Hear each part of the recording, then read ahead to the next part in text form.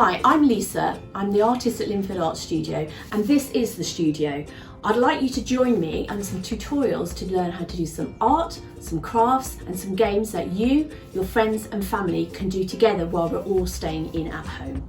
This is Grayson. He's going to be joining us, hiding maybe, helping maybe, over the next few weeks. So keep your eye out for what Grayson tells you and does during our tutorials. So the team at Lindfield Art Studio have challenged me, and that means us, to see if we can come up with a creative idea at the end of every tutorial to do with a toilet roll. So all those toilet rolls that your parents have been collecting over the last few days, we're going to turn them into a piece of art, a game, or something really nice to do. I'm going to do the first one at the end of this tutorial for you, so stay tuned for that. But if you have got any ideas or you want to see your creations come up in these tutorials, then put something in the comments below. Okay, so let's do some art. The first tutorial today is going to be about fish and how we can draw a fish from looking down. So imagine you're on a boat in a lake or on the sea, and we're going to look down and see that beautiful golden fish swimming past us, or maybe that scary shark sliding down the side of the boat. And I'm going to teach you how to draw that using lots of different materials. Here's the stuff you're going to need for today's tutorial.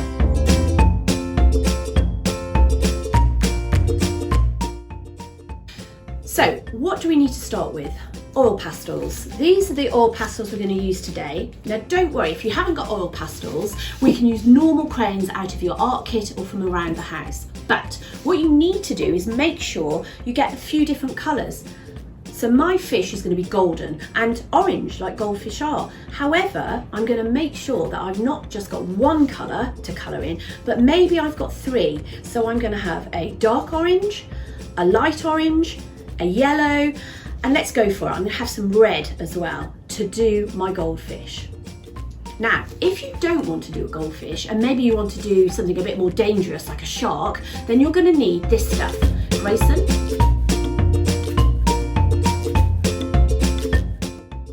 Your board. You can get this from the back of a cereal box or out of a package that's come from Amazon, and you just need that so that you can put your white piece of paper on it and tape it on so it's a drawing board for you, so like a proper artist. Now I like to tape my paper to my board all the way round with a little bit of stick, and then at the end when we've done all the messy stuff and we take the tape off, which is always the fun bit, that will then create a lovely white frame around your amazing picture. So let's tape it all the way down. If you need help with taping your board, I'll stand to help you. Tape it up all the way round so that we create that nice white frame. There we go, lovely, ready to go. I'm going to take my lightest colour, so I'm going to go for yellow, and I'm going to start drawing 4 main shapes. That's how easy this is going to be. We're going to turn the fish and the shark into shapes. Okay, so let's start with the goldfish. We're going to draw like a sausage shape. Think of a big old sausage in this corner, like that. And then we're going to do a nice wiggly line all the way through. So take it through and give it a little wiggle at the top. That's a nice shape. Now let's put some fins on. So we'll do a wiggle this way and we'll do a wiggle that way.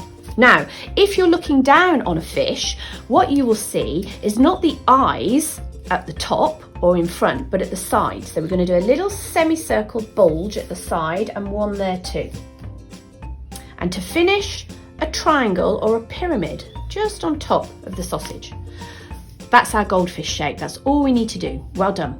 So if you're going to do the shark today, then these are the shapes you're going to need for the shark. Again, I've taken my lightest grey and I'm going to start with the sausage in that corner again. I'm going to do the wiggle going through, but when I get to the top of my wiggle, I'm going to do a triangle shape. Now that's going to be the fin at the back for my shark. Now this time I'm going to do a line coming out either side as the fins.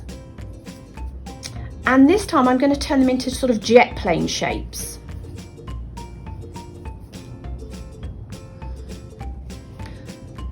The last thing I need to do is take a line from my fish, my sausage, and take it up to the tail, like that. And I'm going to do one this side as well. So So now I've got that real slinking shape of the shark that's coming through. You may just want to point the tip of the sausage, and don't forget that big fin that comes out of the water that scares us all when we're paddling. There we go, that's your basic shape. Well done. Lovely. Pick up your pastels or your wax crayons and make sure in your hand you have 3 different colours. You don't want to just colour in one colour, that's really boring and I get bored really easy. I'm going to use all these colours and make it really vibrant.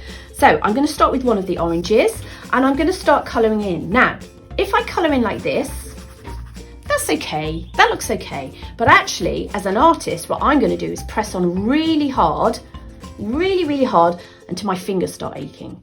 It also means, look how rich that oil pastel's coming on. Let's change colours. So now I'm going to bring the yellow in and go over the top and really press hard. It's almost like it's melting the pastel. Let's bring some dark orange into this goldfish. You can see now that I'm also getting rid of my yellow drawing lines and it's going to start looking a little bit more like a big solid fish. Keep swapping between your pastels, pressing on hard. There you go, so hard. I've broken that one, my strength. So I'm now rubbing over. When I touch it, it will feel soft and smooth, just like a baby's bottom. If you're doing that, you've got it right. Well done. Keep going. Okay, so let's do the other side of the fish, swapping those colours and keep going. Let's whiz through this till we get to the tail.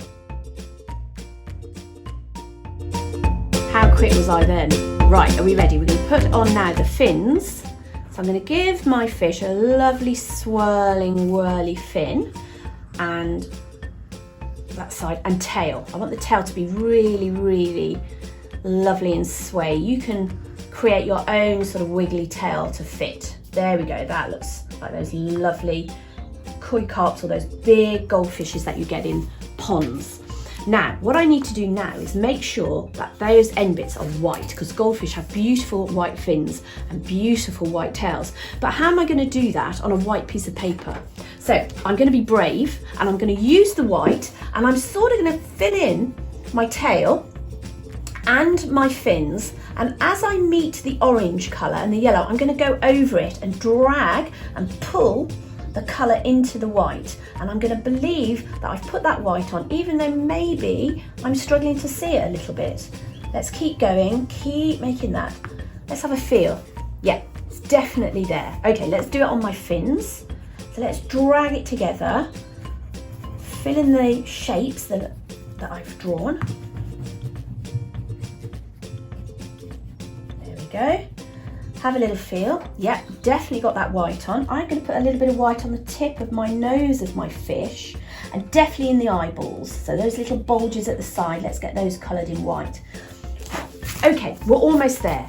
I'm going to pick up my yellow and I might just see if I can go through that white, drag through my fins just a little bit like that. Now, if you have been using your oil pastels really hard, your fingers should ache. Stretch our fingers and our hands. Give them a stretch, squeeze them in, give them a stretch, give them a shake. Right, now we're ready to go on. So now that we've stretched our fingers, if you use your nail and scratch through your goldfish, look at that. Look at the pattern that I can make. I can do stripes. I can give it some texture just by using my nail. If you don't want to use your nail, you can use a stick or the back of a pen or the back of a paintbrush, and you can scratch through some fantastic patterns. You could put hearts all over your fish or stripes or zigzags. I'm giving mine some texture by just using my nail and scratching through. Look at that, it's like fire. Excellent, that's looking pretty cool. Okay, let's give this fish an eye. So we can just see the eyes bulging from the top. I'm going to use a tiny bit of black and do almost just a little black dash in each of the little eyes. See how that looks? There we go. That's our fish. Let's do the shark. Let's get the shark coloured in. It's going to be the same as the goldfish, so you need to press on really hard, but again use 3 or 4 different greys. So have a dark grey, a light grey and a sort of medium grey, and let's mix it up a bit. Okay, let's start. Pick one of your greys and press on really hard. And this means you'll be able to get rid of the grey lines that you drew your shark with, and it'll stop looking like a cage and feel much more like a solid shark. So I'm colouring it in, I'm getting rid of all my white. Let's change colours. Let's get it going a bit. Make it really rich. That's a nice dark grey coming in. I'm going to edge my fin, my scary fin there, and the fins at the side. I'm going to start a little bit of dark, and in that tail that's going to stick out as it's coming at me. And let's get that one having a bit of dark. I love this dark grey, that's working really well, but I'm pressing on hard. I'm almost out of breath as I'm pressing on. I'm going to change now to my lighter grey, and I'm going to go over the top of that dark colour, and it melts and it will blend it. If you feel it, yeah, super soft. That's really nice. So now you're learning to use your oil pastels or your wax crayons a little bit differently. Press on really hard. You should get a little bit achy now. Keep going, you're doing really well. Right to the end. Can you see how my dark grey is melted and blended? It almost looks like I've painted it now. There we go. And let's speed this up a little bit, shall we? Okay, there we go. That's got some shadows because I've used my dark and I've used my light. I'm going to put a little eye, if I can, just on the edge. So you might have to scratch with your nail a little space, or with a stick or with a paintbrush. And then in that little gap, put a little dark black eye. Because they've got black dark eyes when they're coming at you.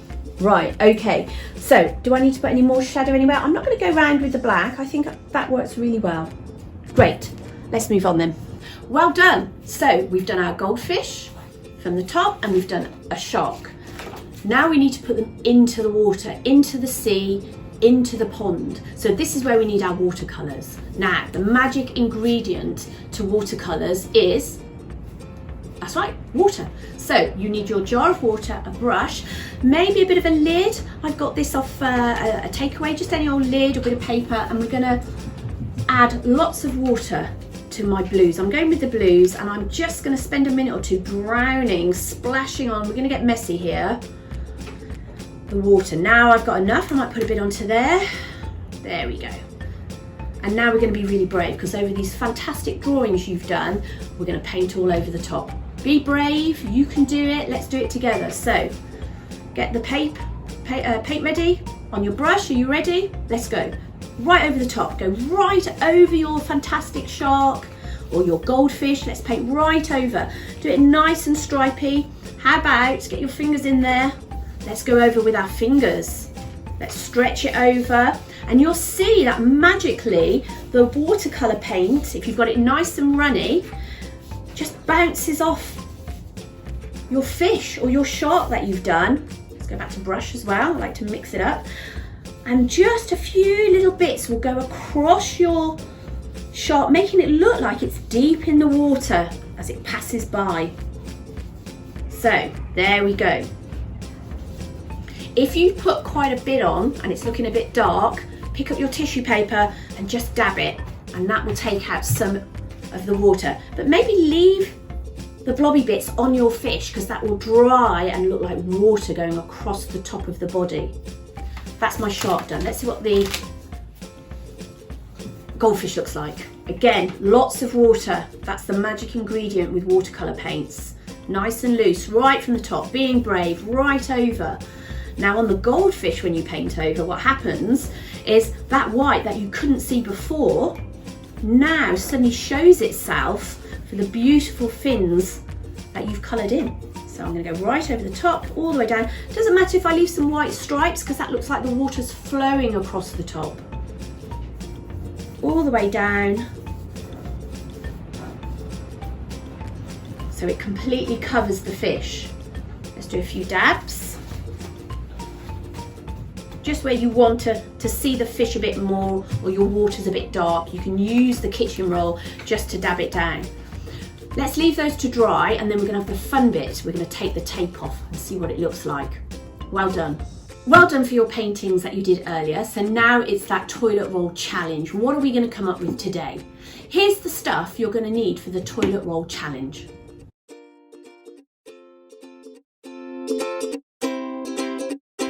Right, let's start with the toilet roll. Aha, where is my toilet roll? Thank you, Grayson. So now we've got our toilet rolls, we're going to paint them white. So just use some acrylic or some poster paint, whatever you've got. Take your brush and let's start painting it white all the way round. You can stick it on your fingers, makes it nice and easy to paint it nice and white. Once you've painted it nice and white all the way round, set it aside to dry. It'll only take about 5 minutes. Okay, so here's my toilet roll that I've painted white. It's nice and dry, and now it's ready. We're going to turn it into a secret box. And in that secret box, we're going to put a secret gift. So, we've got it nice and white. The first thing you need to do is get your thumb and bend it down in the middle. Really push down like that.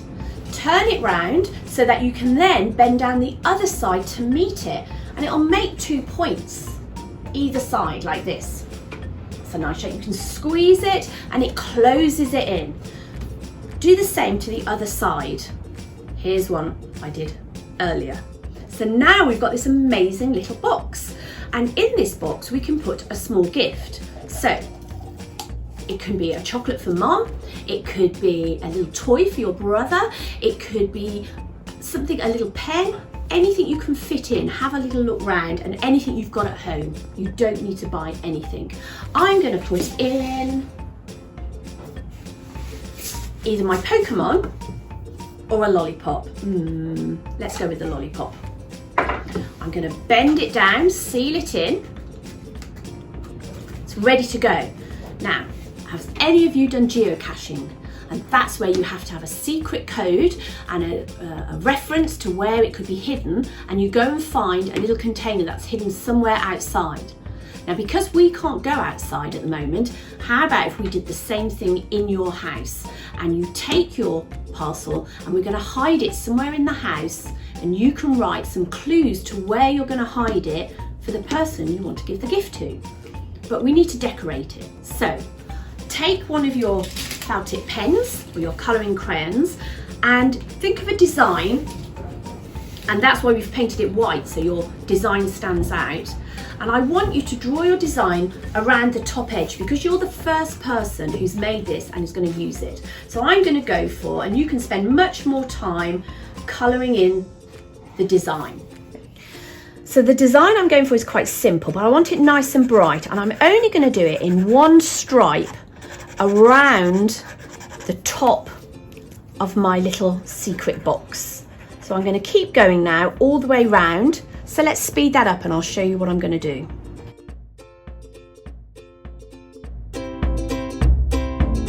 Okay, so I've done my first line of pattern. You can go over the top and you're going to come up with much more amazing ideas, but keep it as one strip, because the idea is the next person who finds your box has to decorate the next strip in with their design and their pattern or their message. They might write some secret words around for you.